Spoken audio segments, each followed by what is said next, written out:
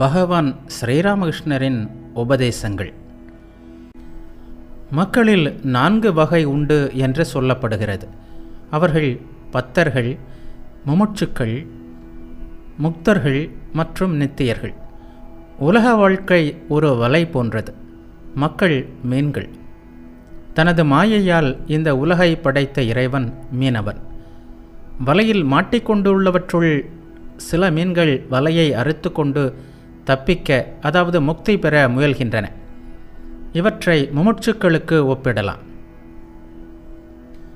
தப்ப முயல்பவை எல்லாமே தப்ப முடிவதில்லை. 2 மீன்கள் தபாங் என்ற சத்தத்தோடு தப்பிக்கின்றன.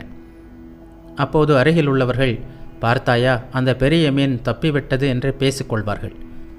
இப்படி தப்பிக்கின்ற 2 தான் முக்தர்கள். சில மீன்கள் இயல்பாகவே எச்சரிக்கையாக இருக்கும். அவை ஒருபோதும் வலையில் அகப்பட்டு கொள்வதில்லை. நாரதர் போன்ற நித்தியர்கள் சம்சார வலையில் அகப்படுவதே இல்லை. ஆனால் பெரும்பாலான மீன்கள் வலையில் சிக்கிக்கொள்கின்றன. நாம் வலையில் அகப்பட்டு கொண்டிருக்கிறோம், நாம் இறக்க நேரிடும் என்ற எண்ணமும் அவைகளுக்கு இல்லை. வலைக்கயிற்றை பற்றி கொண்டே இங்குமங்கும் நீந்துகின்றன. தண்ணீரின் அடியில் சென்று சேற்றில் மறைந்து கொள்ள முயல்கின்றன.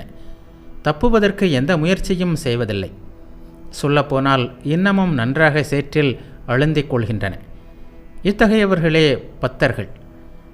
வலையில் பிடிபட்டிருந்தும் தாங்கள் அங்கே சுகமாக இருப்பதாக நினைத்து கொள்கின்றனர். பத்தர்கள், அதாவது பதர்கள், உலகியலில் காமினி காஞ்சனத்தில் பற்று கொண்டிருக்கிறார்கள். அழுக்கு கடலில் மூழ்கி கிடக்கிறார்கள். ஆனால் சுகமாக இருப்பதாக நினைக்கிறார்கள்.